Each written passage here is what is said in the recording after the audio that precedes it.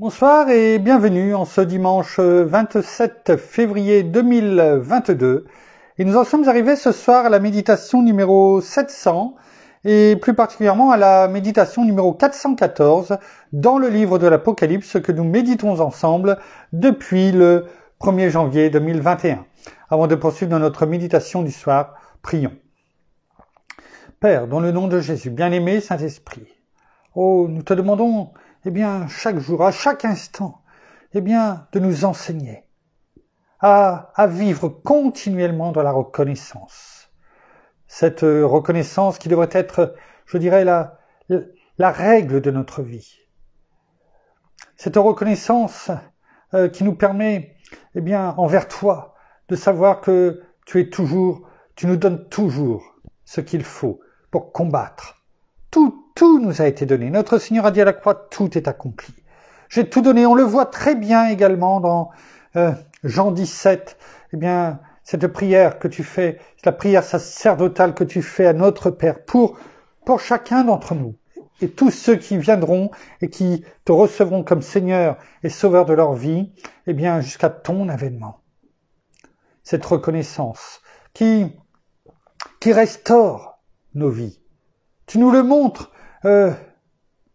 notamment dans Jean, chapitre 11, où avant que ton ami Lazare soit ressuscité, tu nous montres que cette reconnaissance, en levant les yeux au ciel, vers notre Père, vers ton Père, en lui disant merci.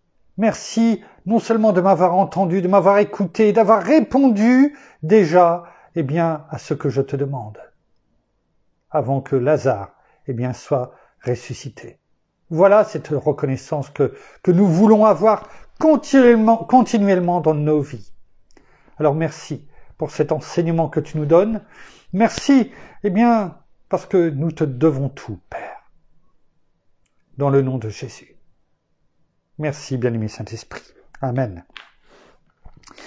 Nous poursuivons dans le chapitre 4 du livre de l'Apocalypse, verset numéro 7, et nous arrivons progressivement à la fin, de ce que nous avons à dire, je dirais, sur le premier être vivant, qui sont au nombre de 4. On le voit dans la deuxième partie du verset 6 du chapitre 4 du livre de l'Apocalypse, et ces 4 êtres vivants qui sont détaillés dans le verset numéro 7 que nous reprenons ensemble ce soir.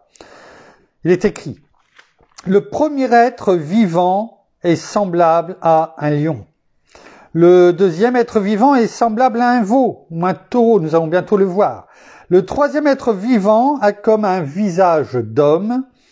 Et le quatrième être vivant est semblable à un aigle en plein vol.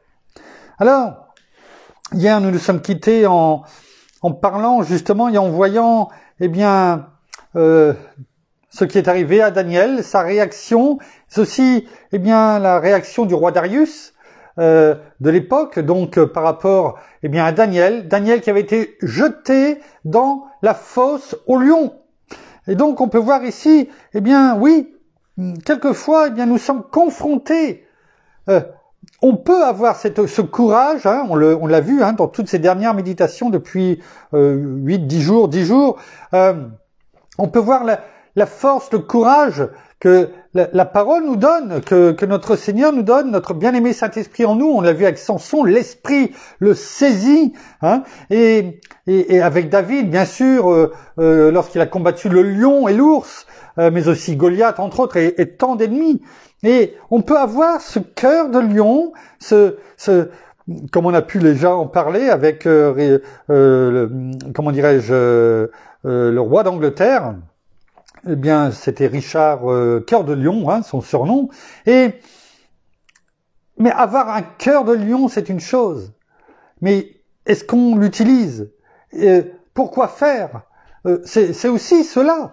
Est-ce que l'on l'utilise à bon escient? Et c'est aussi ce que nous demandons. Nous avons prié pour, que nous ayons toujours cette reconnaissance. Prions également pour que nous ayons tous les dons qui nous sont donnés. Toutes ces manifestations divines, parce que c'est une manifestation divine. On l'a vu avec Samson. L'Esprit le saisit au moment où le jeune lion, comment dirais-je, bondissez sur lui. Mais aussi lorsque nous sommes confrontés, eh bien, aussi à des injustices. Ça a été le cas de Daniel. On l'a vu hier. Et comment réagissons-nous? On peut avoir un cœur de lion. Mais si, eh bien, on est confronté à une injustice, qu'allons-nous faire?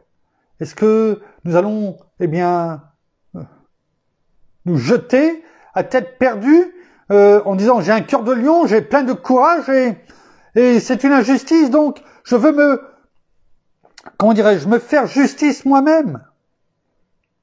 Et on le voit, eh bien, dans cette humilité, cette reconnaissance, cette dépendance totale à Dieu, à notre Seigneur, à notre bien-aimé Saint-Esprit, qui nous a été montré, eh bien, au travers de ce que nous avons lu hier, eh bien, dans le livre de Daniel, avec Daniel, qui, oui, a été jeté dans la fosse au lion, tout comme on pourrait le prendre avec ses 3 amis qui ont été jetés, eh bien, dans la fournaise, eh bien, ils ont pris position. Ils ont pris position en sachant, eh bien, que Dieu, quoi qu'il arrive, était toujours avec eux. Quoi qu'il arrive. Et ils lui ont fait confiance. Totalement, complètement.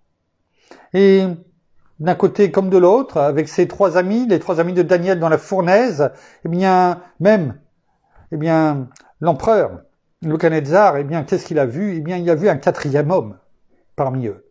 Dieu est toujours avec nous. Dieu est toujours avec nous. Toujours. Et avec Daniel, eh bien, il y a eu l'ange de l'Éternel qui est venu, qui a, qui a fermé la gueule des lions. Pourquoi? Parce que, eh bien, Daniel a su, excusez-moi du terme, mais il a fermé sa bouche. On voit que Daniel, eh bien, a été toujours, je dirais, même si c'était une injustice, et il savait d'où elle venait, mais, eh bien, il a préféré laisser la reconnaissance à Dieu, à lui toute la gloire, et sa gloire a été manifestée, eh bien, non seulement par l'attitude de Daniel, par ce cœur droit, on l'a vu hier, il a dit, eh bien, même le roi Darius lui a dit, toi qui as été fidèle envers ton Dieu. Et Daniel lui a dit, mais aussi envers toi finalement. Tu ne peux rien me reprocher, et mon Dieu ne peut rien me reprocher, que ça soit, eh bien, mon cœur vis-à-vis de lui, mais aussi vis-à-vis de toi. Et finalement, eh bien, Darius finalement, eh bien, non seulement était heureux, a loué, a rendu gloire, eh bien, à notre Père, à l'Éternel, et finalement, justice a été rendue, directement, même par le roi Darius. Est-ce une bonne chose ou pas, qu'importe? Excusez-moi. Mais ce qui est sûr, ben, c'est que Daniel a été retiré, avec joie de la fosse au lion, et ceux qui l'avaient condamné ont pris sa place avec toute leur famille entière, et ils avaient même pas touché le sol, qu'ils avaient été, eh bien, leurs os étaient brisés, c'est ce qui était écrit par les lions, par les mâchoires des lions. Donc quelquefois il faut savoir plutôt se taire. Je sais, c'est pas facile, et on a besoin c'est l'apprentissage chaque jour, parce que lorsqu'on ouvre trop vite la bouche, eh bien souvent, eh bien, on s'aperçoit que c'est pour dire des choses, vous savez, voilà, les murmures, les condamnations, de la méchanceté, bien souvent, eh bien, des critiques vis-à-vis des personnes, et ça, c'est jamais bon. Dieu a en horreur ça. Alors, si c'est le cas, eh bien, sachons, déjà avant de s'endormir, eh bien, de venir demander pardon, et afin que, eh bien, notre cœur soit lavé de tout cela. Prenons cet exemple, eh bien, de Daniel. Nous avions vu également que, eh bien, oui, notre Seigneur, c'était lui, l'exemple de la justice et de la vérité. On le sait, il est le chemin, la vérité et la vie. On montre bien que si on prend le bon chemin, si on marche dans la justice, la vérité, eh bien, nous sommes bien sur le chemin de la vie. À partir du moment, bien sûr, où c'est, eh bien, le Seigneur, notre Seigneur qui lui-même dirige nos vies. le lion. Le lion est, nous avons pu voir le passé, le présent, au travers aussi de tout ce que nous avons pu dire, mais voyons aussi notre avenir. Le lion est notre avenir. Alors, comme on a pu le dire dans Proverbe 30, on l'avait pris en version sommaire, le lion le plus brave des animaux qui ne recule devant personne. Oui, le lion, redoutable et majestueux, eh bien oui, est assimilé, on l'a bien vu au travers de tout ce que nous avons dit, eh bien à la royauté, à la noblesse et à l'autorité, au courage, bien entendu, on a pu le voir, et c'est la parole qui nous en parle le mieux. Donc dans quel but, pour résumer, je dirais tout ce que nous avons pu dire, dans quel but manifeste-t-on du courage? On l'a vu notamment au travers avec David, par exemple, eh bien, entre autres, pour combattre un ennemi. Une injustice, on en a parlé. Pour défendre les plus faibles. C'est aussi ce que le Seigneur est venu faire. Hein? Il a dit, ceux qui ont besoin de moi, ce ne sont pas les bien portants, mais les malades. Les malades physiquement, certes, mais pas que. Il y a aussi les malades spirituellement. Et eh bien, les gens de l'époque ne l'avaient pas, bien sûr, tous compris, loin de là. Mais aussi pour combattre et, comment dirais-je, et mener à bien ce qui nous a été confié, c'est-à-dire aussi des idéaux élevés, malgré l'opposition et les difficultés. C'est ça, aussi cela la reconnaissance. Parce que plus nous sommes reconnaissants, eh bien plus nous nous tournons vers Dieu, vers sa parole, vers sa sagesse qui nous donne avec abondance, vers sa force. Le Seigneur nous dit, la parole nous dit dans Ephésiens 6, verset 10, « Au reste, fortifiez-vous en notre Seigneur et dans sa force souveraine. » Il est souverain dans les cieux, sur la terre, sous la terre, sur les anges et sur toute domination. Est-il souverain dans nos vies également? Nous en avons besoin, parce qu'en lui, eh bien, nous pourrons, quelles que soient les oppositions, les difficultés, eh bien, être élevés, comme ça a été le cas avec Daniel ou avec d'autres, non pas pour nous gonfler le torse, mais pour que toute gloire soit rendue à notre Père au travers, eh bien, de ce que nous ferons, au travers de ce que nous allons déclarer, proclamer. Et là, oui, nous pourrons ouvrir notre bouche à bon escient, car c'est bien cela que nous avons besoin, que notre bien-aimé Saint-Esprit, eh bien, nous permette d'ouvrir notre bouche, non pas pour dire, eh bien, et critiquer les gens, pour se croire meilleur qu'eux, mais pour déclarer, proclamer la justice et la vérité, tout comme notre Seigneur, eh bien, est venu le faire. Jésus-Christ, notre Seigneur, comme nous avons pu le voir au travers de la parole, notamment dans Apocalypse 5.5, le lion de la tribu de Juda, oui, eh bien, il vient. Il est déjà là. Il est venu, mais il est toujours avec nous. Et il va revenir. La parole le dit. Il l'a dit. Mais on le voit à partir du chapitre 4. Et on va le voir à partir du chapitre 5 également. Eh bien, il combattra. Bientôt avec courage. Je dirais, c'est lui qui personnifie le mieux encore le courage. Il combattra avec courage les gouvernements. Parce que bien souvent, les gouvernements ou nous mentent. En tout cas, ça c'est une réalité. On peut le voir, quel que soit, je ne fais pas de politique, mais on peut le voir depuis bien longtemps. Donc les gouvernements actuels, on va le voir aussi au travers de la parole. Pour faire quoi? Pour instaurer, eh bien, la justice et la paix. On pourrait même dire sa justice et sa paix qui, je dirais, qui est parfaite. Et sa vérité, sa justice et sa vérité et la paix, eh bien, tout cela découle de où? Eh bien, au travers de son royaume céleste. Tout cela, on a pu déjà en parler, mais il était bon, eh bien, de revenir dessus. Et on le voit, ce que l'on vient de dire, notamment au travers du prophète Ésaïe. On va le prendre. prophète donc Ésaïe chapitre 32, verset 1er, regardons ce qui est écrit. Alors le roi, bien sûr on sait très bien de qui on parle ici, Ésaïe, qui a vu le prophète qui a eu tellement, alors c'était quand même plus de 700 ans avant la venue de notre Seigneur, qui a sûrement eu le plus de révélations non seulement de la venue de notre Seigneur, mais aussi de ce qu'il allait subir, de ce qu'on allait lui faire, et également, eh bien, comment dirais-je, de son retour. Alors le roi régnera selon la justice. Voilà ce qui est dit. Vous voyez, tout ce que l'on vient de dire auparavant, on ne l'invente pas. La parole nous le dit. Alors le roi régnera selon la justice. Quant aux princes, ils gouverneront selon le droit, la droiture.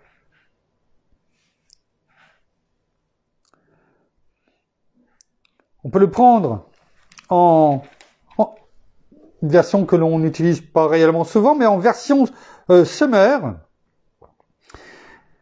Il est écrit « Voici qu'un roi exercera », donc en son temps, bien sûr, celui que nous sommes en train d'étudier dans le livre de l'Apocalypse, exercera son règne avec justice. Et ses ministres gouverneront selon le droit. C'est qui ces ministres? C'est qui les ministres que le prophète Ésaïe a et nous dit ici, il nous parle en révélation finalement. C'est nous. C'est nous, ces enfants, ceux qui sont appelés eh bien, à régner avec notre Seigneur. On en a parlé. Le Seigneur lui-même, eh bien, comment dirais-je,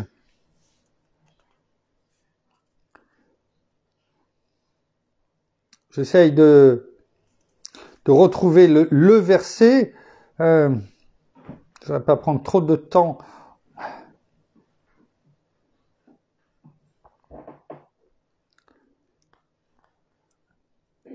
Bon, qu'importe. Enfin, en tout cas, on l'a vu lorsque nous avons médité les lettres de notre Seigneur aux églises. Eh bien, la parole nous le dit que, eh bien, nous régnerons avec lui. Nous régnerons avec lui.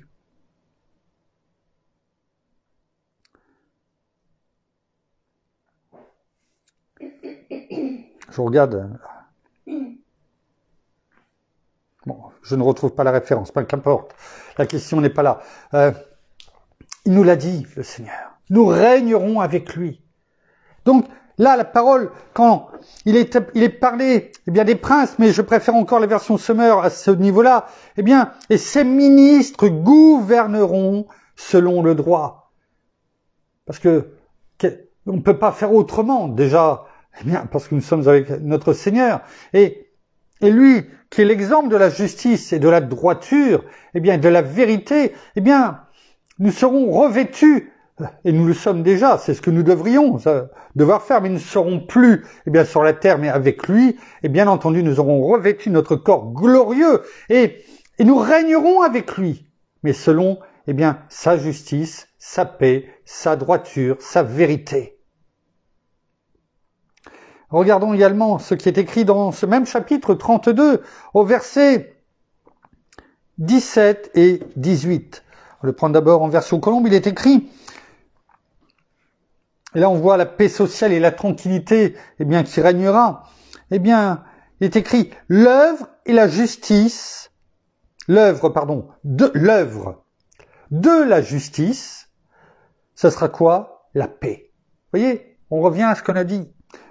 On revient à ce que nous avons dit eh bien, précédemment, que notre Seigneur, le lion de la tribu de Juda, eh bien, viendra combattre les gouvernements pour instaurer quoi? La justice et la paix, qui découle du quoi? Eh bien, de son royaume céleste. La vérité, la justice et la paix. Vous voyez? On le retrouve dans la parole. L'œuvre de la justice sera la paix. Et l'ouvrage de la justice, la sécurité et la confiance pour toujours. Mon peuple demeurera dans un séjour de paix, dans des habitations sûres, dans des retraites tranquilles. Ce qu'il a dit, eh bien, à Thomas et à Philippe, dans Jean 14. Je m'en vais, eh bien, il y a beaucoup de demeures dans la maison de mon Père, et je vais vous en préparer la place, et je reviendrai vous chercher.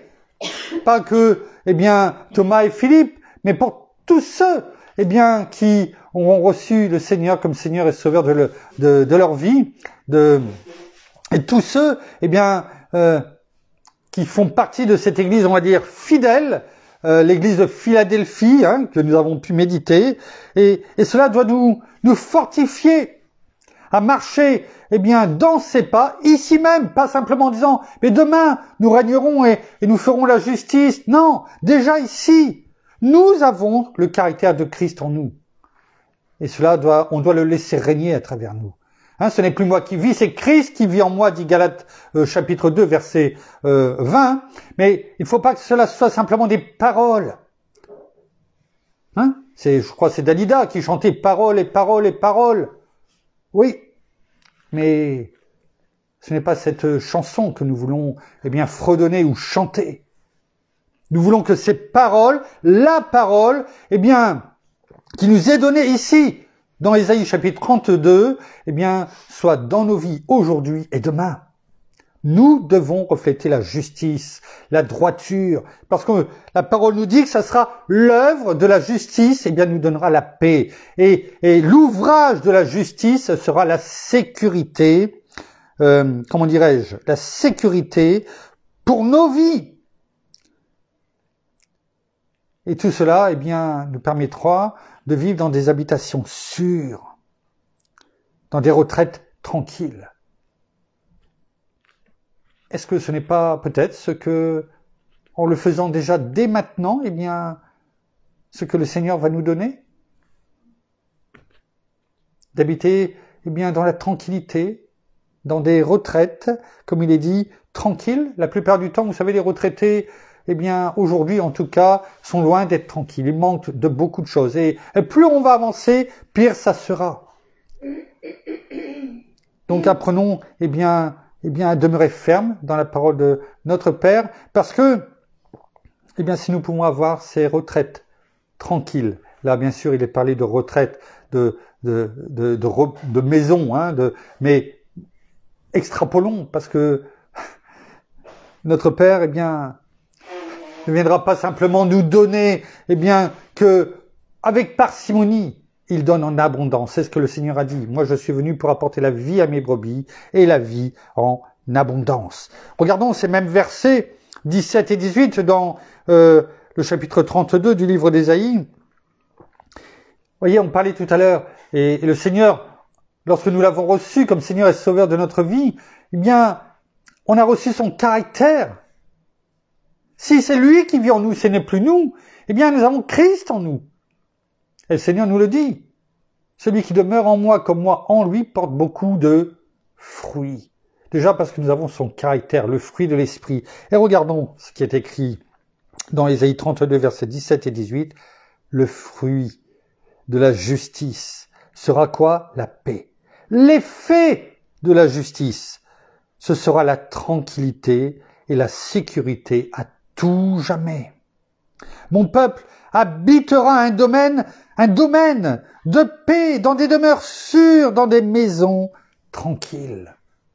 Un domaine.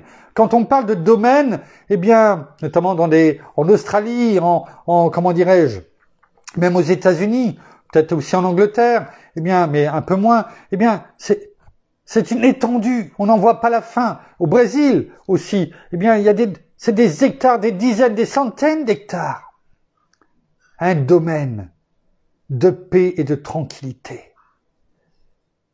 Qui ne recherche pas la paix et la tranquillité? Cela ne veut pas dire qu'il n'y a personne, on n'a rien à faire. Parce que je connais certains peut-être qui diraient « Oui, mais à ce moment-là, je vois plus personne, je n'ai plus rien à faire, je vais m'ennuyer. » On ne s'ennuie jamais avec notre Seigneur, avec sa parole, avec ce qu'il nous amène à faire. Il ne nous a pas créés pour que nous soyons tranquilles dans notre canapé, dans un domaine de paix et de tranquillité, en ne voyant personne. Il y aura toujours quelque chose à faire. peut-être tout simplement, peut-être prier, intercéder pour d'autres. En tout cas, il y aura toujours quelque chose à faire. Toujours. Soyons-en certains. Enfin, eh bien, prenons aussi, on va essayer de terminer, sur le lion aujourd'hui, aussi dans Ésaïe, chapitre 11, versets 3 à 5. Ésaïe, chapitre 11, versets 3 à 5. Il est écrit en version Colombe. Il reste, alors là, on parle de, attendez, on va le prendre aussi en Nouvelle Français courant. Je voudrais juste prendre, je crois que je l'avais déjà préparé. Voilà. On parle, ici la parole nous parle dans ce chapitre 11, et c'est aussi un temps messianique qui nous est donné par le prophète Ésaïe. Il est parlé du nouveau David, et on sait très bien de qui, on parle, en parlant du nouveau David. On peut prendre même le verset, premier et 2. On le prendra en version, en version Nouvelle Français courant. Ici, en version Colombe, prenons juste les versets 3 à 5, il est écrit: il respirera, en parlant de notre Seigneur, bien sûr, dans la crainte de l'Éternel. Cette même crainte que nous devons avoir. C'est-à-dire ce respect, cette révérence. Il ne jugera pas sur l'apparence. Ah! Est-ce que ça touche quelqu'un, ça? Est-ce que ça touche quelqu'un? En tout cas, moi, ça me touche. On nous dit que le Seigneur, 713 années avant sa venue, Ésaïe nous dit, que le Seigneur qui vient, ce nouveau David qui va venir, ne jugera pas selon l'apparence. Oui. Est-ce que ce n'est pas ce que bien souvent nous faisons? Oui. La parole nous rappelle bien souvent les choses, et c'est tant mieux. Il ne jugera pas sur l'apparence. Il n'arbitrera pas sur un ouï-dire. Ah, j'ai entendu dire que... Et c'est parti. La critique, les choses, et puis bien souvent, ça passe. C'était pas la réalité, la vérité. Comment pouvons-nous marcher dans la justice et la vérité, et donc vouloir la paix, la tranquillité, la sécurité, et agir, et comme il dit, arbitrer selon des ouï-dire. Arbitrer, c'est quand on a peut-être les personnes, mais bien souvent quand on n'a pas les personnes. Et on les condamne déjà avant. Déjà, on n'a pas à juger, mais en plus, on les condamne. En n'ayant pas tout en main, et bien souvent simplement sur des ouï-dire. Est-ce que cela ne ressemble pas à l'être humain? Mais il jugera les pauvres avec justice. Voyez, encore. Avec droiture. Il sera l'arbitre des malheureux de la terre. Il frappera la terre du sceptre de sa parole, et du souffle de ses lèvres, il fera mourir le méchant. Oui. Notre Seigneur est doux, d'un côté. Cette main de fer, cette main, de velours dans un gant de fer, pardon. Voilà, il est doux comme le velours. Mais il sait aussi, agir avec justice et équité. C'est ce qu'il va faire. Ne croyons pas le contraire. La justice sera la ceinture de ses reins. Ça vous rappelle quelque chose? La justice, la vérité. Mettez la ceinture de la vérité. C'est quand on déclare et on proclame les armes de Dieu, d'Éphésiens 6, versets 10 à 18. Ce n'est pas simplement des paroles. Il ne faut pas le faire de façon religieuse. À chaque fois, c'est Christ que nous revêtons. Chaque jour. Et on n'a rien à craindre. La justice sera la ceinture de ses reins et la fidélité la ceinture de ses hanches. Voilà le lion de la tribu de Juda.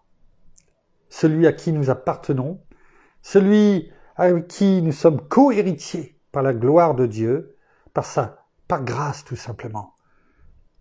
Ouais, voilà. Regardons, pour terminer, ces mêmes versets, eh bien, on va le prendre à partir du verset 1 et 2 jusqu'au verset 5, comment dirais-je, en Nouvelle Français Courant. Donc, je vous ai parlé, eh bien, ce chapitre 11, il est parlé du nouveau David. Donc, un rameau sort du vieux tronc de Jessé. Hein. Une nouvelle pousse sort de ses racines.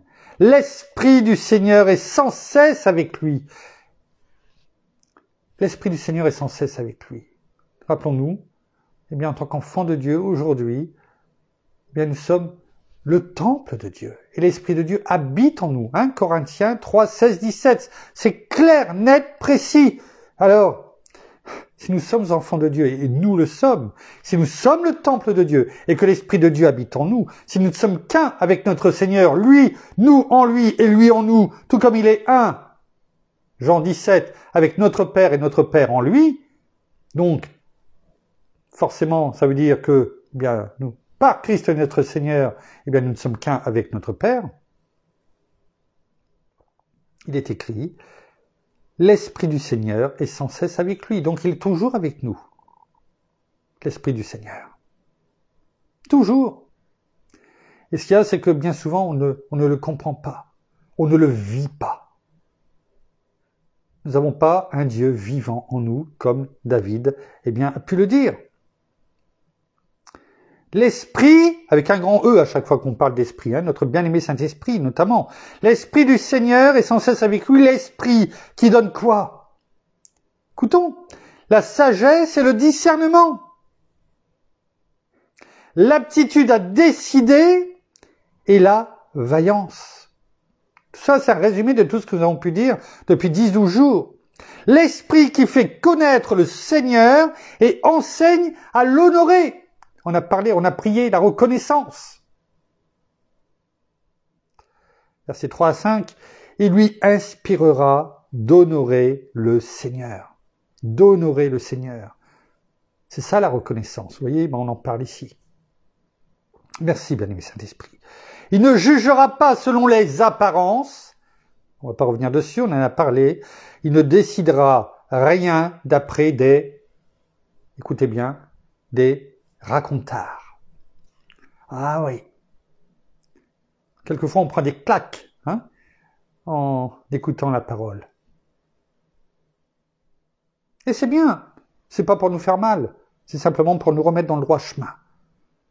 Merci. Merci, Seigneur. Mais il rendra justice aux défavorisés.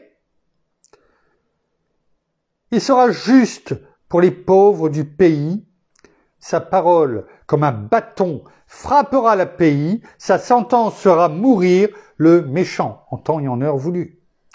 La justice et la fidélité seront pour lui comme deux ceintures qu'on porte toujours autour des reins.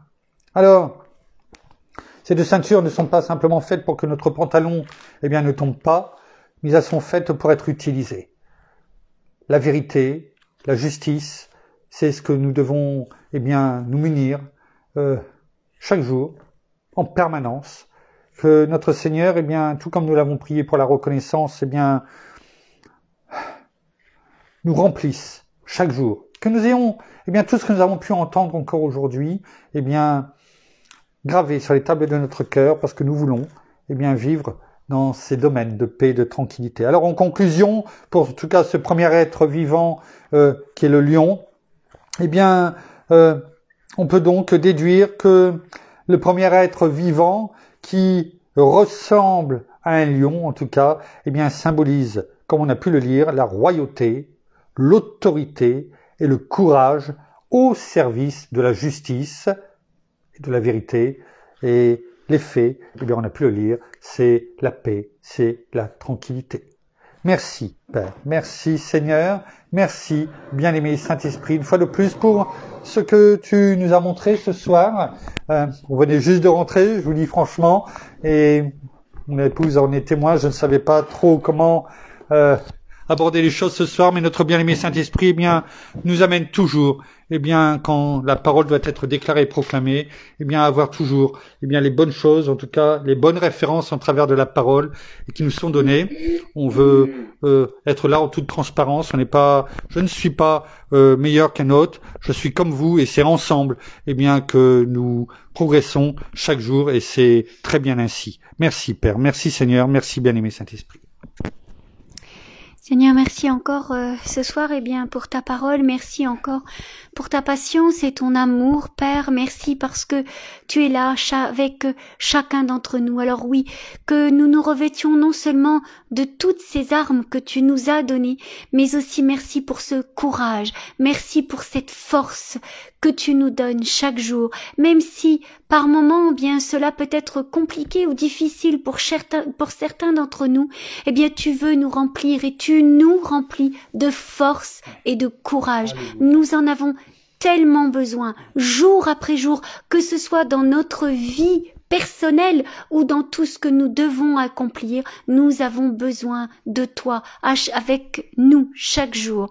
Alors merci parce que non seulement en ayant cette force, ce courage et cette persévérance, nous sommes là sur ce chemin que tu as tracé pour chacun d'entre nous, afin que nous nous écartions ni à droite ni à gauche, mais vraiment que nous restions droits, que nous soyons justes. C'est ce que tu nous demandes, d'être dans la vérité, parce que tu es la vérité, tu es ce chemin et la vie. Et si nous voulons vivre, nous voulons vivre avec toi chaque jour de notre vie. Nous ne voulons pas vivre sans toi, ni nous écarter de tout ce que tu nous as promis, de tout ce que tu nous as donné.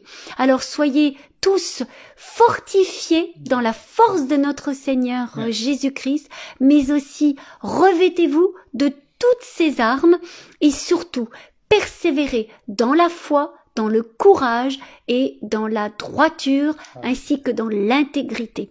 Alors soyez tous abondamment bénis, frères et sœurs, dans le nom de notre Seigneur Jésus-Christ. Alléluia. Amen. Oui. Alors, ainsi s'achève la méditation de ce soir. Nous vous bénissons abondamment de toutes les bénédictions spirituelles dans les lieux célestes en Christ. Nous saluons nos amis au Québec, au Canada, en francophonie, en France, à Paris et tout autour de chez nous. Et nous vous souhaitons à toutes et à tous une excellente fin de journée pour certains, plutôt de soirée même pour d'autres. En tout cas, une excellente nuit à toutes et à tous dans la paix de notre Seigneur. Nous en avons parlé. Et avant de nous quitter, de nous retrouver demain soir pour la suite de nos méditations dans le livre de l'Apocalypse, je vais repasser le micro à mon épouse pour, comme toujours, quand elle reste à mes côtés, en tout cas, vous le savez, et j'en suis très content, un petit message. Oui, donc un petit message aujourd'hui pour Pasteur Georges. Pasteur Georges. Oui. Donc l'apôtre Georges, oui. Voilà. Et oui, c'est vrai. C'est la même chose. Oui. Enfin, il y a les deux. Voilà. Et donc voilà, nous voulons simplement lui souhaiter un joyeux anniversaire. Un très bon anniversaire. Nous l'avons fait aujourd'hui. Mais voilà, nous sommes rentrés un peu tard aujourd'hui et donc nous voulons vous en faire part et donc nous lui envoyons bien sûr de gros bisous même si nous l'avons eu par téléphone, etc. Oui. Mais voilà, nous voulons simplement le rappeler et lui dire que nous pensons à lui, bien sûr à Pasteur Georges, à son épouse, mais principalement à Gisèle, mais principalement donc à Pasteur Georges qui fête aujourd'hui son anniversaire. Voilà, gros bisous. Vous pensez qu'on allait vous donner son âge? Bien non. Non, pas du tout. Nous sommes respectueux également, même s'il n'a rien à cacher. Non, en tout cas, nous te souhaitons un joyeux anniversaire. Un très bon anniversaire et à très vite en tout cas.